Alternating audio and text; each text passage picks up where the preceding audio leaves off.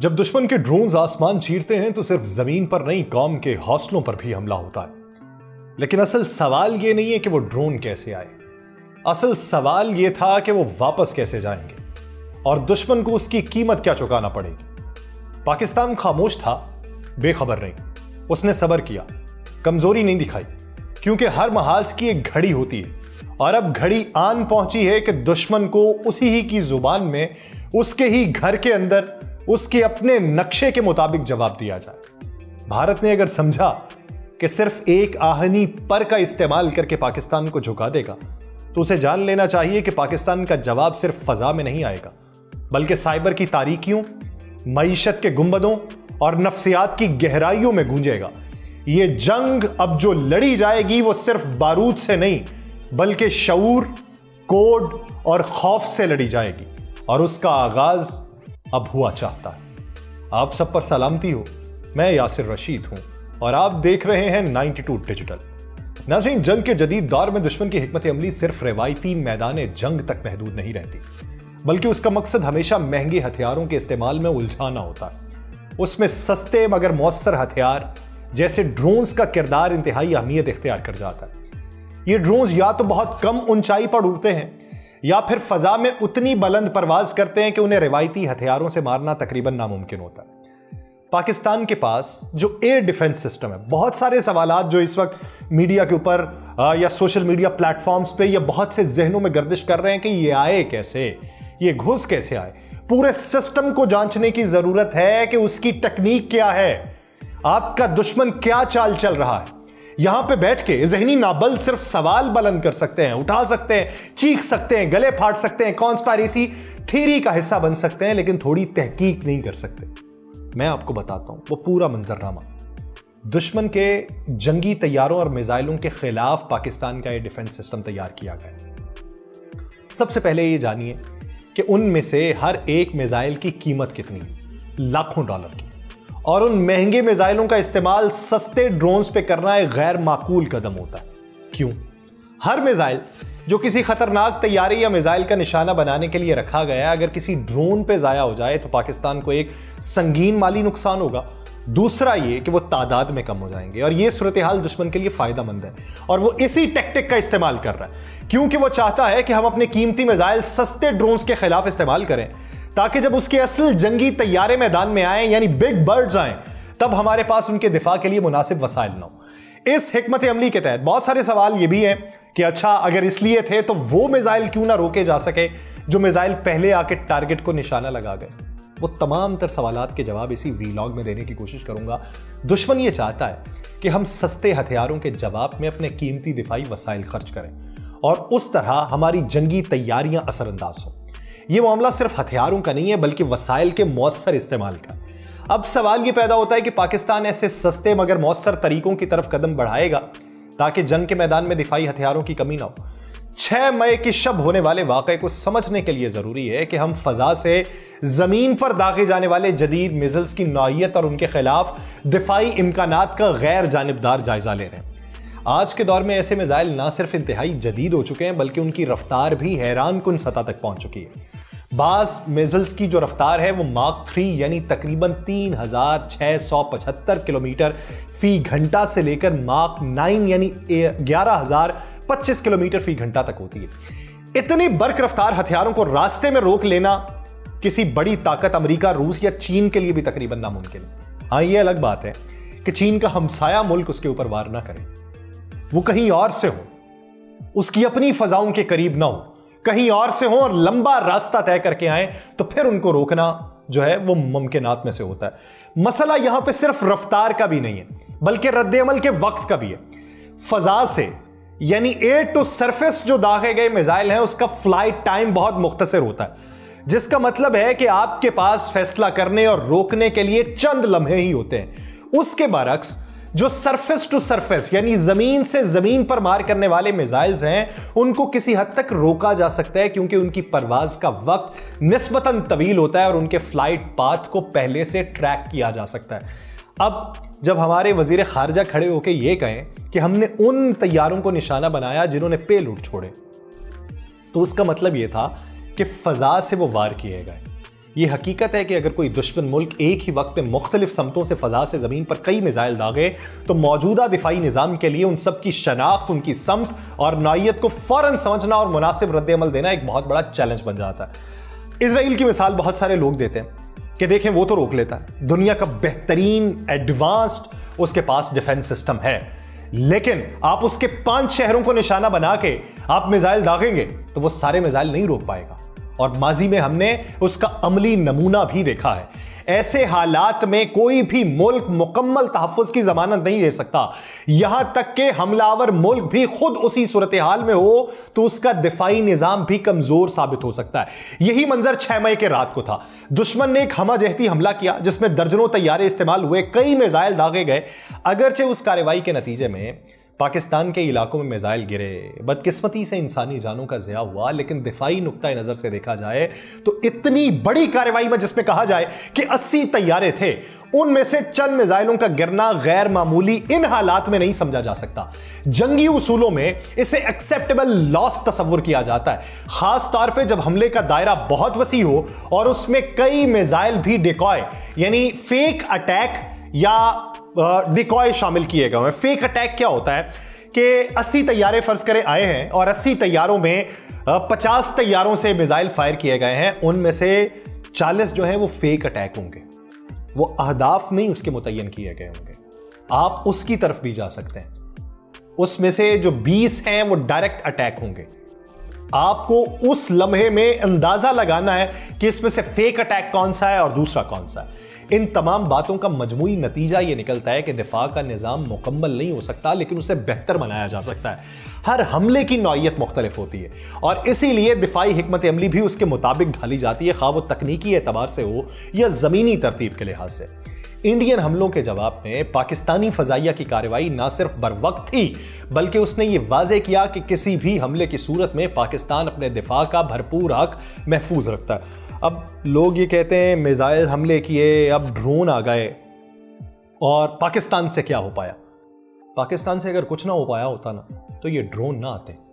آپ ان کے منسٹر کی گفتگو سنیں، وہ کہتا ہے یہ ہماری دفاعی تنصیبات کو تباہ کرنے کا نتیجہ تھا، یہ اس کا بدلہ ہے ہم نے جو ڈرون بھیجے۔ اگر اسے اتنی زخ نہ پہنچی ہوتی، اگر اسے اتنا نقصان نہ پہنچا ہوتا تو اس طرح کا تو وہ اقدام ہی نہ اٹھاتا، پھر تو اس کے ٹارگٹ اچیو ہو گئے ہوتے۔ 5 انڈین جنگی طیاروں اور 1 ڈرون کو مار گرانے کا دعویٰ اسی رد عمل کا ایک حصہ ہے جس پر انڈیا کی جانب سے تاحال خاموشی اختیار کی گئی، اور یہ خاموشی خود ایک اندیہ تھا کہ کارروائی کی شدت اور اثرات کا سامنا کرنا اس کے لیے آسان نہیں تھا۔ فضا میں ہونے والی لڑائی زمینی یا میزائل حملوں سے بالکل مختلف نوعیت کی ہوتی ہے۔ جب کسی ملک کی فضائیہ دشمن ملک پر میزائل داغتی ہے تو یہ محض ایک حملہ نہیں ہوتا بلکہ باقاعدہ جنگی آغاز ہوتا ہے، اور اس لمحے کے بعد حملہ آور فورسز رکتی نہیں ہیں بلکہ دفاعی کارروائیوں سے بچنے کے لیے مزید آگے بڑھتی ہیں، کیونکہ دشمن کے طیارے فضا میں موجود ہوں تو رکنا سراسر نادانی ہوتا ہے۔ دلچسپ بات یہ ہے کہ انڈین میڈیا میں اس بات کا اعتراف موجود ہے کہ ان کے طیارے دفاعی فلیئر فائر کا استعمال کر رہے تھے، جو کہ صرف انفراریڈ گائیڈڈ میزائلوں سے بچاؤ کے لیے مؤثر ہوتے ہیں۔ لیکن اگر میزائل ریڈار گائیڈڈ ہوں تو یہ تدبیر بے اثر ہو جاتی ہے، جیسا کہ اس صورتحال میں ہوا تھا۔ بظاہر لگتا ہے کہ انڈیا کو یہ امید نہیں تھی کہ پاکستان اتنے فوری اور جرأت مندانہ انداز میں ان کی فضائی حدود کے اندر کوئی کارروائی کر لے گا اور اپنی فضائی حدود میں رہتے ہوئے ان کو ٹارگٹ کر لے گا بیانڈ ویژول میزلز کے ذریعے۔ یہ تو ان کے اوسانوں میں بھی نہیں تھا۔ فضائی لڑائی کی ایک اور پیچیدگی یہ ہوتی ہے کہ زمین سے فضا یا زمین سے زمین پر حملے کے دفاع میں آپ کو کسی حد تک اندازہ ہوتا ہے کہ حملہ کہاں سے آ سکتا ہے، اس کا راستہ کیا ہو سکتا ہے، لیکن جب طیارے آپس میں فضا میں لڑ رہے ہوں تو یہ پیشگوئی تقریباً ناممکن ہو جاتی ہے۔ ہر طرف سے خطرہ ہو سکتا ہے اور پائلٹ کو ہمہ وقت چوکس رہنا ہوتا ہے۔ پاکستان کے پاس موجود PL-15 جیسے فضا سے فضا میں مار کرنے والے جدید میزائل دشمن کے طیاروں کو 150 کلومیٹر دور تک روک کے رکھ چکے تھے، اور یہ ہتھیار ہم نے چین سے حاصل کیے، اور حالیہ جھڑپ میں یہی میزائل انڈین طیاروں کے خلاف استعمال ہوئے۔ اس کی رینج اتنی تھی کہ دشمن کے طیارے سرحد پار بھی نہیں آئے تب بھی نشانہ بن گئے۔ یہی وہ اسٹریٹجی تھی جس نے انڈین طیاروں کو نقصان پہنچایا اور جس کے نتیجے میں اس ہزیمت پہ پردہ ڈالنے کے لیے آج انہوں نے اپنے ڈرون بھیجے۔ ایک اور چیز سمجھنے کی ضرورت ہے، ڈرون تو ہم نے مار گرائے، وہ سارے کے سارے مار گرائے۔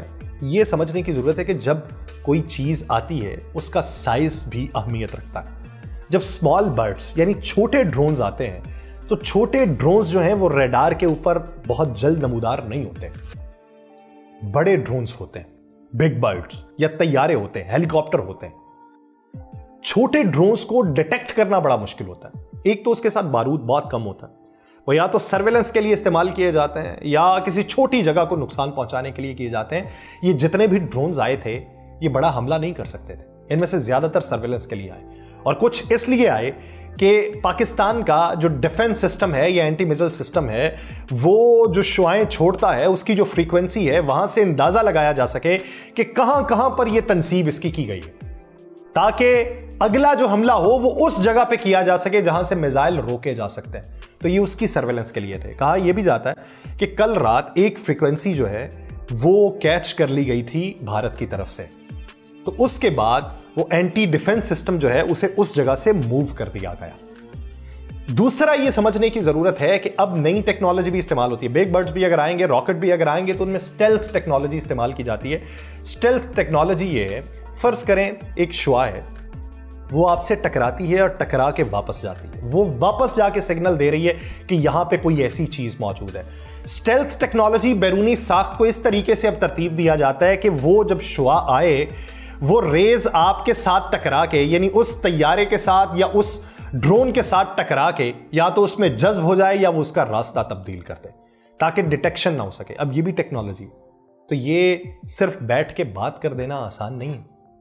इस वक्त में हिम्मत और हौसले से काम लेना पड़ता है, तदब्बुर से काम लेना पड़ता है, और तहकीक बड़ी जरूरी है। दूसरी बात यह कि जब फजा में दुश्मन की जानिब से रॉकेट, मिसाइल या ड्रोन्स दागे जाते हैं, तो उनका हदफ सिर्फ किसी फौजी तंसीब या शहर की इमारत नहीं होता, बल्कि वो उस कौम की खुद मुख्तारी, अवाम के एतमाद और दिफाई वकार को निशाना बनाते हैं। ऐसे में जो मुल्क अपनी फजाई हुदूद की हिफाजत नहीं कर सकता, वो जमीन पर भी महफूज नहीं रहता। हमने कम अज कम वो सारे वापस तो नहीं जाने दिए, मार के गिराएं। इजराइल की मिसाल हमारे सामने, आयरन डॉम और डेविड स्लिंग जैसे निज़ाम ना सिर्फ दुश्मन के हमलों को फजा में खत्म कर देते हैं, बल्कि उनके खुदकार रेडार, हसास सेंसर्स और मिसाइल ट्रैकिंग टेक्नोलॉजी दुश्मन के इरादों को भी वक्त से पहले भांप लेती है। लेकिन कहीं ना कहीं जाके तो बेन गुएर एयरपोर्ट के ऊपर मिसाइल लगा, कहीं ना कहीं तो तल अबीब तक मिसाइल पहुंचे। कैसे पहुंचे? ईरान से लेके गजा तक, यमन तक भी जब कोई हथियार इजराइल की जानिब आता है, वो अक्सर जमीन तक नहीं पहुंच पाता। उसकी वजह क्या है? फासला ज्यादा है। वो जमीन से फायर किए जाते हैं, वो फजा से नहीं किए जाते। वो जो डिटेक्शन है वो जमीन से फायर किए जाने वाले मिसाइलों की हुई और उसको फजा में तबाह कर दिया गया, क्योंकि उसका दौरानिया ज्यादा था। अगर वहां उड़ के जाए यमन का कोई तैयारा, उड़ के जाए ईरान का कोई तैयारा, उसकी हुदूद के करीब जाके फायर करे, तो हम देखते हैं कि फिर किस तरीके से डेविड स्लिंग या आयरन डॉम उसको रोक पाता है। नामुमकिन हो जाएगा। यही फलसफा हर कौम के लिए सबक है कि जमीनी फौज, बहरिया या फजाइया जितनी भी मजबूत हो, अगर कौम मजबूत नहीं है तो निजाम कमजोर हो जाएगा। दुश्मन हमला करने से नहीं डरेगा, क्योंकि उसे मालूम होगा कि उसके मिसाइल को रोकने वाला कोई नहीं, ये तो पस्त हो चुके। इसलिए जदीद जंगें सिर्फ हथियारों से नहीं, रेडार, डेटा, रद्द अमल के जरिए भी लड़ी जाती हैं, और बुलंद हौसले से भी। और जिस मुल्क ने फजा पे कब्जा कर लिया वो जमीन पे गालिब रहेगा। हमने कम अज कम फजा में तो शिकस्त दी है उन्हें, क्योंकि ये देखने की जरूरत है कि जंग का आगाज हमने नहीं किया। क्यों ये लोग बैठे पूछते हैं कि हमने अब तक क्या कर लिया? हम करेंगे। दीवाना वार कर दें, तजब्जुब में आके कर दें, उजलत में कर दें, हड़बड़ाहट में कर दें। जब आप हड़बड़ाहट में अपने दुश्मन के ऊपर गोलियां चलाते हैं तो सिर्फ मैगजीन ही खाली करते हैं। टारगेट पे रख के कोई निशाना करना है तो उसकी पूरी स्ट्रेटेजी होती है। और पाकिस्तान के लिए अब महज रिवायती जवाब काफी नहीं है, क्योंकि ऐसा रद्द-ए-अमल सिर्फ वक्ती रिलीफ फराहम कर सकता है, लेकिन दुश्मन की सोच और हौसले को चोट नहीं पहुंचा सकता। पाकिस्तान एक मौसर पैगाम देना चाहता है, सोचे समझे स्ट्रेटेजिक अहदाफ चुन के, खास तौर पे भारत के वो फजाई अड्डे जैसे पठानकोट, बरनाला, भटिंडा, अंबाला, जहां से हमलों की शुरुआत होती है, जहां से राफेल और SU-30 जैसे जंगी तैयारे प्रवास करते हैं। उन बेसिस पर किसी भी हिसाबशुदा हमले से भारत के फजाई गुरूर को हम सख्त धचका पहुंचाएंगे। भारत की जमीनी कार्रवाइयों के लिए अहम मकामा जैसे बाटापुर और डगा जैसे छोटे लॉन्चिंग पॉइंट्स, उनको निशाना बनाया जाएगा।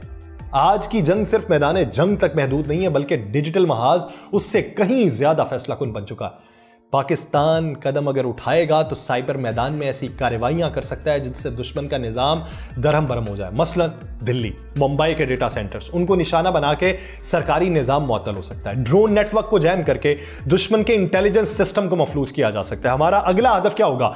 मीडिया नेटवर्क में मुदाखलत से अवामी एतमाद में गैर यकीनी पैदा करना। लेकिन असल सवाल यह है कि पाकिस्तान अब सिर्फ दिफा तक है या दुश्मन के अहम स्ट्रेटेजिक मराकज़ को अपने रडार पर रख चुका है? जब दुश्मन हमला आवर हो चुका है तो खामोशी कमजोरी होती है। इसलिए अब यह हमारे लिए जरूरी हो चुका है कि पाकिस्तान सिर्फ जंगी महाज पर नहीं बल्कि सिफारती और मीडिया फ्रंट पे हमला आवर हिकमत अमली अपनाए, और हम अपना रहे हैं। अक़वाम मुत्तहिदा में फौरी मुरासले भेजे जिसमें भारतीय जारहियत को एक मुनज़्ज़म इश्तियाल अंगेज़ी करार दिया और चीन, रूस, तुर्की, ईरान, सऊदी अरब और यूरोपीय ममालिक को वाज़ेह सबूतों के साथ हम ब्रीफिंग दे चुके हैं, भारत का झूठा बयानिया बेनकाब करके। बैनुल-अक़वामी मीडिया को मुतासरा इलाकों का दौरा करवा चुके हैं, उन्हें ज़मीनी हक़ाइक़ से रोशनास करवा के। साथ ही एक मजबूत डिजिटल कमांड सेंटर कायम करना जो लम्हा ब लम्हा दुरुस्त, तेज़ और मुअस्सर मालूमात आलमी सालमीन तक पहुंचा सके ताकि भारतीय प्रोपेगेंडे और उसकी जारहियत का मुअस्सर तोड़ किया जा सके। ये वो तरीका है जिससे पाकिस्तान सिर्फ जंग नहीं जीतेगा बल्कि बयानिया भी अपने हक में मोड़ सकता है। अब पाकिस्तान सिर्फ दिफाई दायरे में महदूद रह के दुश्मन के वार बर्दाश्त नहीं करेगा। अब एक नई हिकमत अमली के तहत दुश्मन को उसके घर में जाकर चोट पहुंचाई जाएगी। जब भारत ने जंग को सिर्फ रिवायती हथियारों तक महदूद नहीं रखा, मीडिया, साइबर, सिफारतकारी और नफ्सियाती महाजों पर भी हमला आवर हुआ है, तो पाकिस्तान अपनी पॉलिसी को असर नौ मुरत्तब कर चुका है। अब वक्त है पाकिस्तान पेशगी जवाबी हिकमत अमली करे, प्रीएम्प्टिव काउंटर स्ट्रेटेजी अपनाए जिसमें दुश्मन के इरादे बनने से पहले ही उन्हें तोड़ दिया जाए। इसका मतलब सिर्फ गोला बारूद नहीं है, टेक्नोलॉजी है, ज़हानत है, नफ्सियाती दबाव का इम्तजाज है। अगर भारत की अस्करी क़यादत को यह खदशा लाहक हो चुका कि उनकी कमांड एंड कंट्रोल हर वक्त किसी डिजिटल वार जोन में घिरी हुई है, तो उनके अफसरान के मोबाइल डेटा लीक होंगे, उनकी फ़ज़ाई पॉलिसी में किसी भी लम्हे रखना डाल के फ़ज़ाई कार्रवाइयाँ नाकाम होंगी। ये मामला अब पाकिस्तान अपनाएगा जो खुद ब खुद भारत के अज़ाइम को रोकेगा, और पाकिस्तान अब दुश्मन की नफ्सियात पे हमला करेगा। उसे यकीन दिलाएगा कि वो अगर जंग ले आया है तो मैदान सिर्फ लाइन ऑफ कंट्रोल या सरहदी इलाके नहीं है, बल्कि जंग उसके अंदर, उसके निज़ाम में, उसके फैसलों के मरकज़ में लड़ी जाएगी। यही वो बदलता हुआ मंजरनामा है जिसमें सिर्फ हमला नहीं बल्कि दुश्मन की सोच को शिकस्त देना असल जीत है, और पाकिस्तान इस नए स्ट्रेटेजिक मैदान के लिए तैयार है। ये दिमाग का फतूर निकालें सवाल उठाने वाला, तहकीक करें और जानें कि इस जंग के अंदर स्ट्रेटेजी क्या होती है। वो वार टैक्टिक इस्तेमाल कर रहा है और आप यहां पे बैठे सवाल उठा रहे हैं कि ये कैसे आ गए। सवाल ये उठाएं कि ये वापस क्यों ना जा सके। सवाल वो बताते हैं कि पूरी सर्वेलेंस की गई है। आप ये बताइए, वो तो फजा से जमीन पे मारे गए थे, ये तो उड़ाए गए फिर आए।